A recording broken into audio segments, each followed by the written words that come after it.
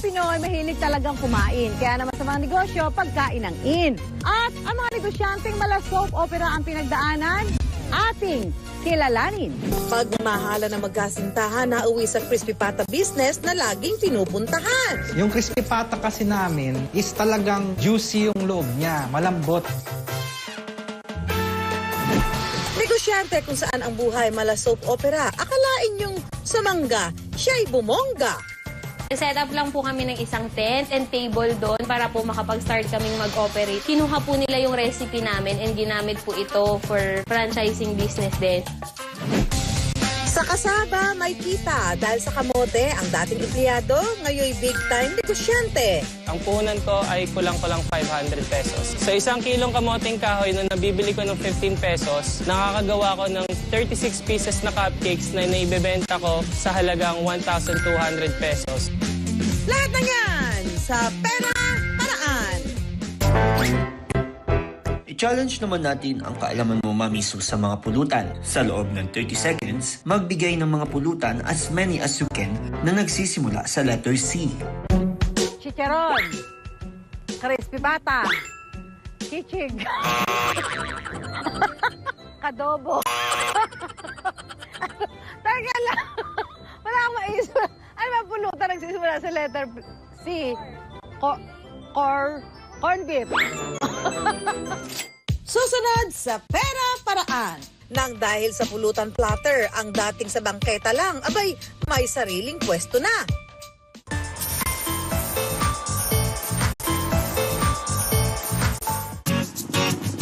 Ang mag-asawang Mayi at Nico.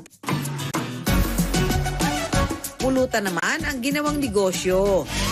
Yung Pulutan Central nag-start yan January 2021. Nagsarado kasi yung business ko na car foil wrapping shop sa Congressional.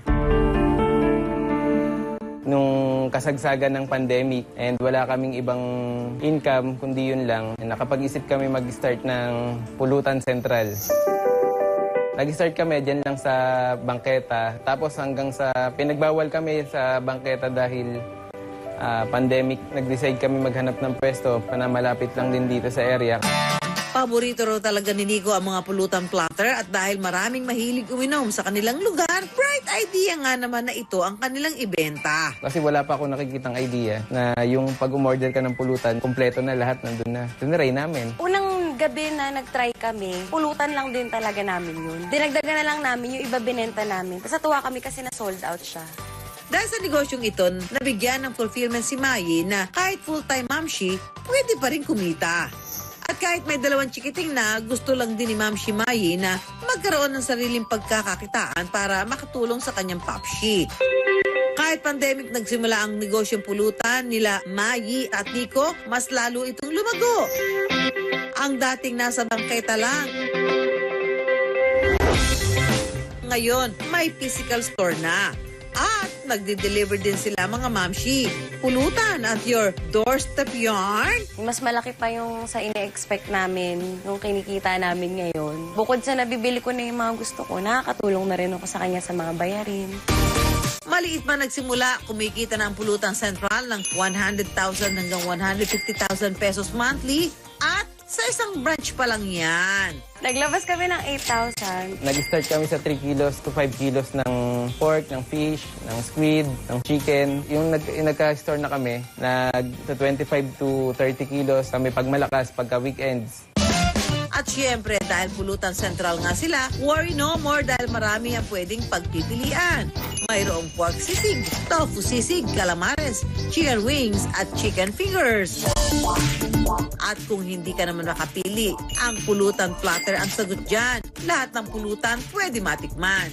Talagang iba na ang narating ng pulutan ni na Mayi at Nico. Nag-start yung Pulutan Central dito sa Makati. Yung mga suki namin na iba, nag-franchise. Nagkaroon sa Taguig, sa Tondo, sa Santa Rosa, sa Imus, Cavite. Ano naman kaya ang say ng mga customer nila? Chicken fingers. Lagi ko in-order kasi juicy, tsaka yung breading niya napakasarap. Napakasulit ng Pulutan Central po and masarap po, kahit pulutan po siya, masarap po siyang iulam. Up next, ano ang sikreto sa negosyong ito kung saan ang kita ay 500,000 pesos kada buwan?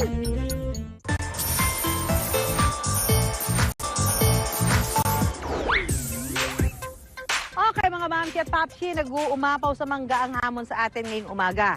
Dahil ang challenge sa atin ay in 45 seconds of 45 segundo, kailangan ko daw makapaghiwa ng 3 mangga. Okay, at pagka nagawa ko daw yun, matitikman ko yung produkto na ginamitan nila ng mangga. Timer start now! Kailangan cubes. Pwede bang 1 minute na lang yan? Nahihirapan pa ako eh. Alam mo, yung mangga mo hindi matamis. Ha? 10 seconds na lang, teka lang. Oy, alam mo, kailangan, oy, Timoy, ang mangga mo, bubot. Ha? Kailangan, kailangan patikin mo pa rin ako. Max Mango. Wow, puro mangga kasi ito. Sige nga, tikman nga natin.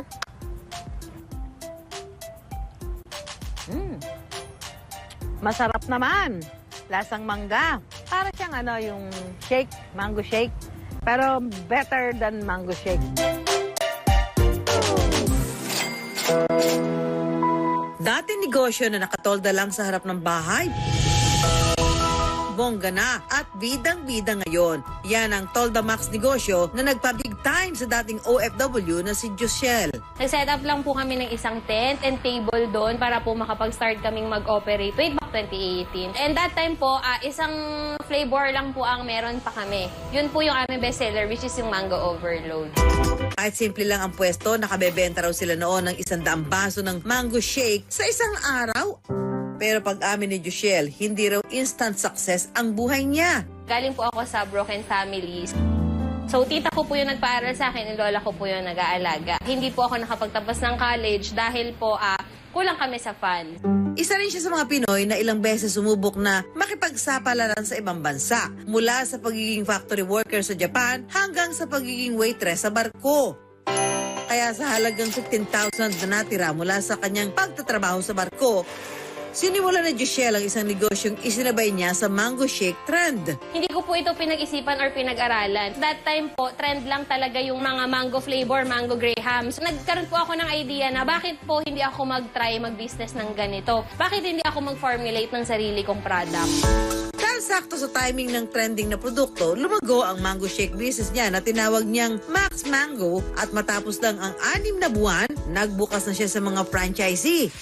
Pero di niya akalain na dito siya mahaharap sa pagsubok. Meron po akong naging franchisee na kinuha po nila yung recipe namin and ginamit po ito for franchising business din. Ganun pa man, hindi ito naging dahilan para sumuko si Joshel. Hindi naman po sa pagyayabang, pero sa mga struggles na pinagdaanan namin before, yung mga lesson po na yon is magagamit namin para po panghawakan na hindi po nila mapapatumba or lalo po naming pagbubutihan yung business namin. Sa loob lamang ng 3 taon, mayroon ng 300 branches ang Max Mango sa buong Pilipinas. Hindi lang yan, nakapagpundar na rin siya ng bahay, sasakyan at warehouse nila. Tunay nga na hindi lang maximum amount of mango ang negosyo ni Joshel dahil maximum amount din ang kita niya na tumataginting na 500,000 pesos monthly sa 5 branch niya. Wala pa rin yung kita mula sa mga franchise, ha? Sige nga, gaano nga ba kapatok at ka-overload ang Max Mango ni Joshel? Hindi siya yung artificial yung lasa ng mango. Yung iba kasi malalasaan mo na parang powder lang yung ginamit. Tapos dito, meron talagang mismo mga mango bits. So yung mango niya naming ibabaw, matamis, creamy, napakasarap, the best. Mangalicious naman pala talaga ang Max Mango. Negosyo kahit gaano man kaliit magsimula, ika nga ay huwag ismalin basta. Malay mo ito na ang magbabago sa inyong buhay ng bonggang-bongga. Susunod sa Pera Paraan. 7 years na call center agent, nagkaroon ng calling para maging negosyante.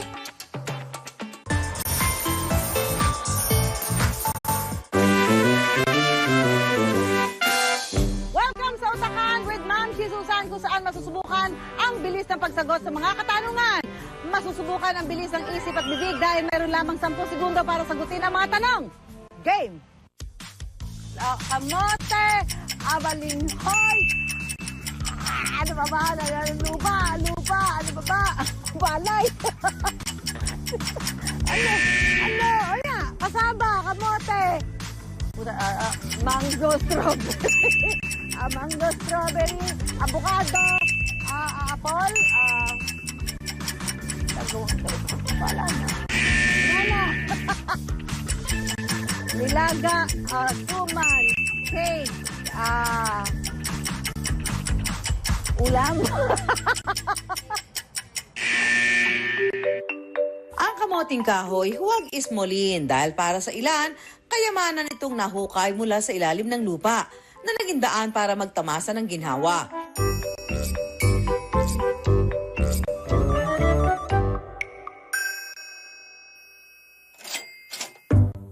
Sa kamoting kahoy, tiyak daw hindi mangangamote ang iyong negosyo. Katulad ni Ralph, kumikita na ngayon ng nasa 80,000 pesos kada buwan nang dahil sa kamoting kahoy.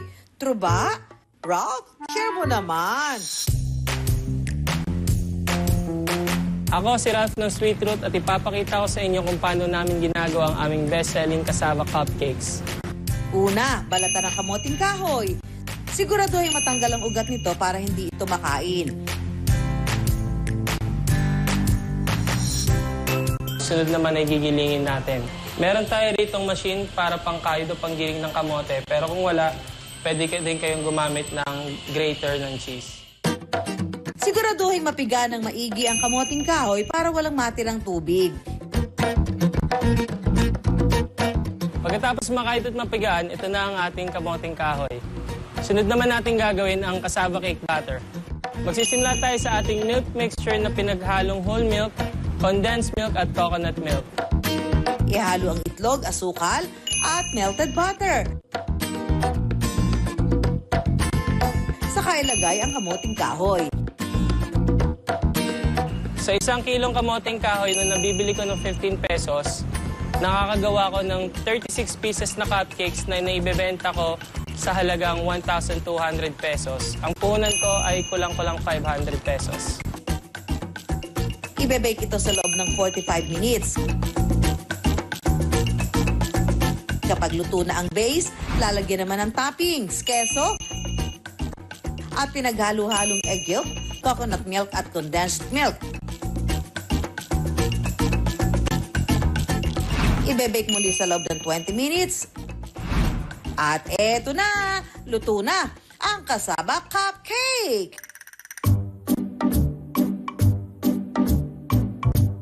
Mabisa, matamis pero di naman nakakaumay.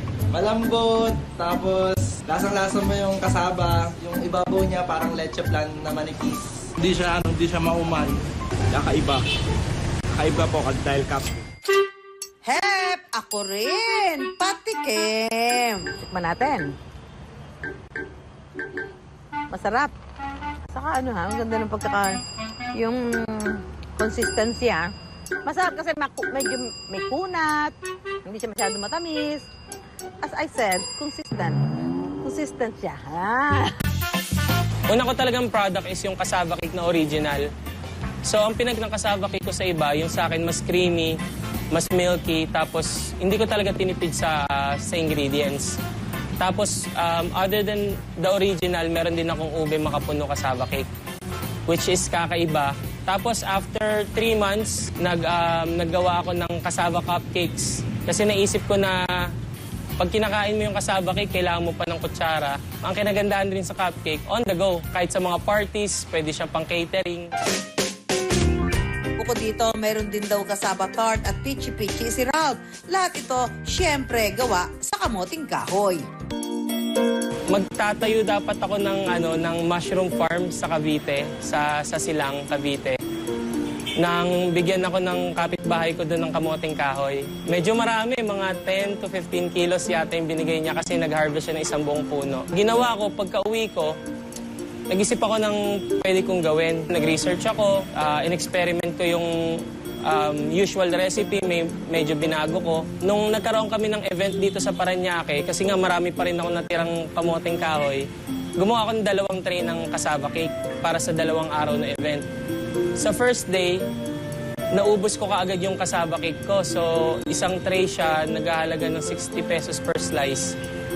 Tapos, first day pa lang may bumili na nung pang second day ko eh. Gamit ang binigay na kamoting kahoy at 500 pesos, dito na nagsimula ang cassava cake business ni Ralph.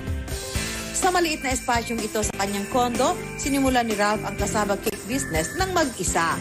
Improvise lang yung lamesa ko, plywood lang siya na nakapatong sa 2 upuan. Tapos yung tulugan namin dati, yung master's bedroom, yun yung ginawa kong kusina. Bago nagnegosyo si Ralph, 7 taon siyang empleyado sa call center. Pero nagdesisyon siyang umalis dahil sa isang pangyayari. Yung isa kong aso, nabuntis, at ina-expect ko na siya manganak.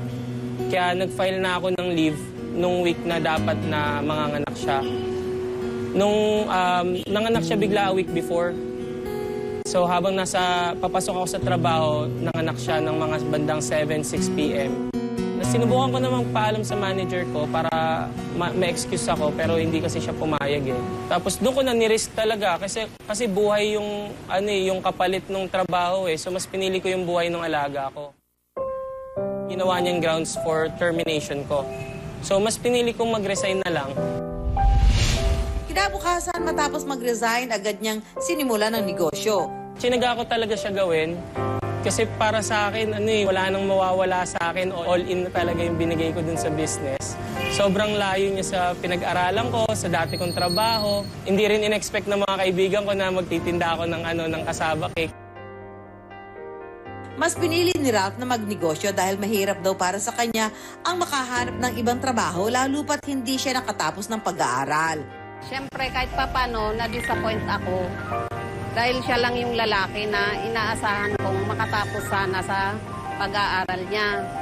Kaya lang, sabi ko, kung yan ang maging kapalaran mo, wala tayong magagawa. Matapos ang mga naging kabiguan, sa wakas ay umaayon na ang kapalaran kay Ralph. Itong Sabado lang, October 22, binuksan na ang kauna-unahang pwesto ng kanyang negosyo. Hindi na sa masikip na kondo dahil meron na siyang production area. Level up na rin ang kanyang oven. May mga katulong na rin siyang mga empleyado at hindi na lang online dahil pwede nang mag-walk-in ang kanyang mga customer. Simula nung dumating yung kamoting kahoy kasi nagtuloy-tuloy na.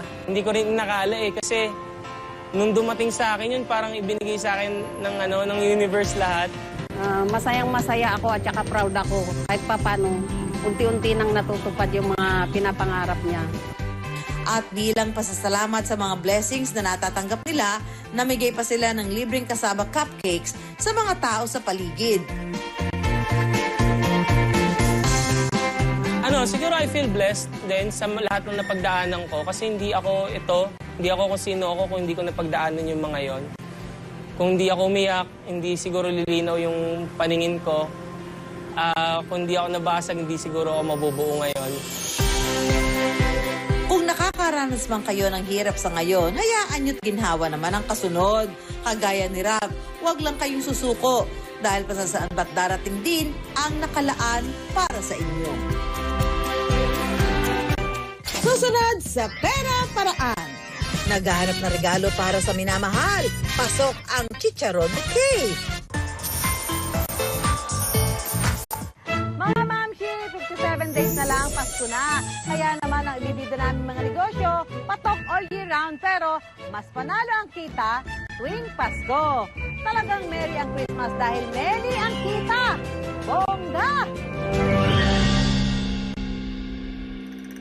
Ang magkasintahang Ashley at William, marupok daw pagdating sa pig-ibig. Pilit mang iniiwasan, hindi daw nila matakasan ang sarap ng pagkain putok-batok. Nako, nako, nako. Ingatan ang puso, iwasan ang tukso.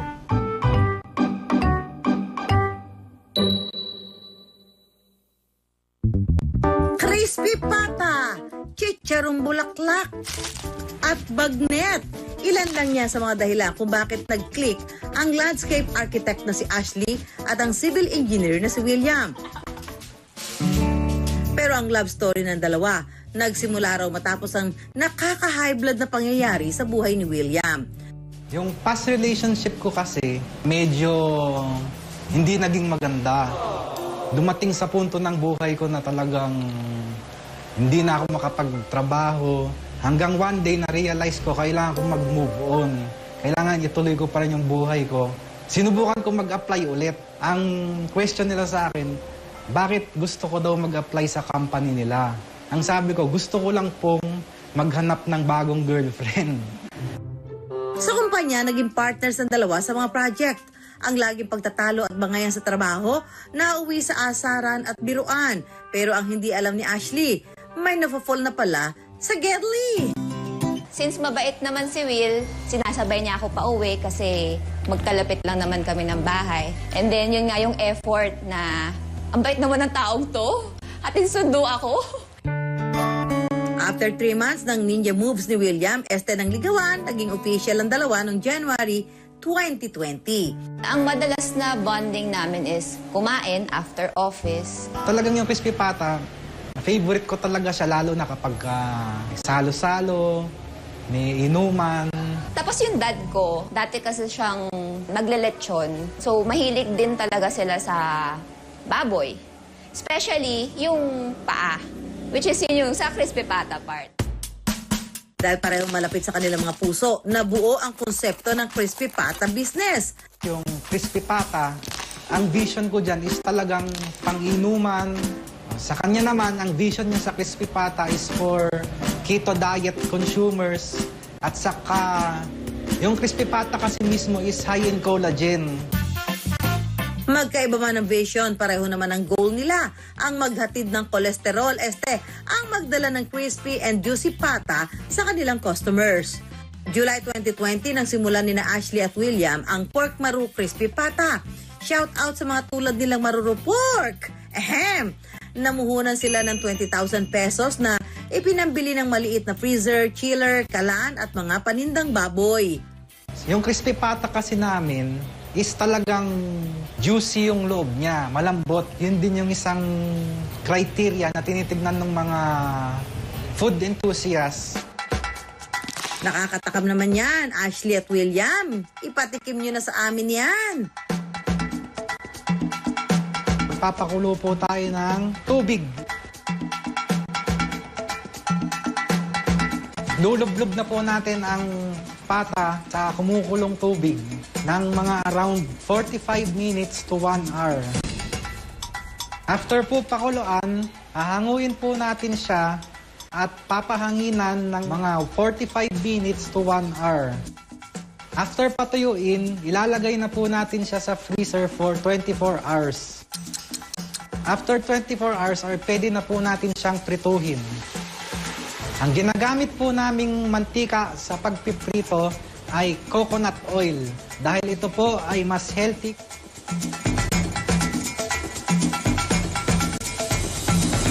Ito na po ang aming finished product na Pork Maru Crispy Pata. Enjoy! Wow! Naku naman! Ang bango! Gusto ko nang kainin to. Naglalaway na ako. Ang star of the show, Crispy Pata. Malasa yung crispy pata in fairness. Malutong, malambot, at, ayan o, ang bango. Nakilala kami is during the time of pandemic. So talagang yung marketing namin is binus namin through. I also have a sister na marketing. So kahit papaano, tinutulungan niya kami dun sa mga on how we post, ano yung mga strategies, like mga promos. And just recently, sumali sila sa weekly bazaar ng Salcedo Community Market sa Makati City. Tuloy-tuloy lang daw ang kayod ni na Ashley at William para mapaikot ang kita dahil inflation is real. Dahil marami na rin kaparehong produkto at kasabayan sa market, nag-isip sila ng bagong paandar. Yung chicharon bulaklak bouquet, nag-start siya sa isang customer. Ang hinahanap talaga niya sa amin ay, meron ba kayong crispy pata bouquet?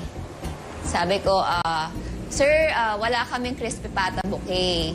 Pero kung kailangan mo talaga ng bouquet, pwede kitang gawa ng chicharon bulaklak bouquet. Saktong naging hobby din ni Ashley nitong pandemic ang pag-arrange ng dried flowers. At ito rin daw ang laging ibinibigay na surprise at peace offering ni William sa kanya. Yee! Kilig much yarn! Hi mga momshies! Tuturuan ko kayo ngayong gumawa ng pork maru bouquet or chicharon bulaklak bouquet. Una ay piprito muna natin ang chicharon bulaklak sa mainit na mantika. Sumunod ay pagkahango ay itutusok natin ito sa barbecue stick. Habang pinapalamig ay tusukin muna ang mga siling berde, siling pula. Then, lalagyan natin paikot ng lettuce. Siya ang nagre-represent sa mga dahon ng bouquet or ng bulaklak. Sa pag-a-arrange, kailangan natin ng kahit maliit na repolyo or maliit na singkamas kung saan natin itutusok.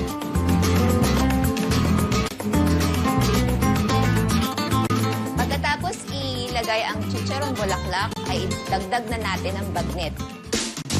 Susunod naman ay dadagdag natin paunti-unti ang mga siling berde at siling pula.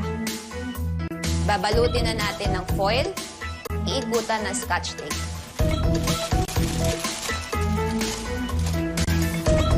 Sumunod ay babalutin na natin ng specialty paper at ng plastic.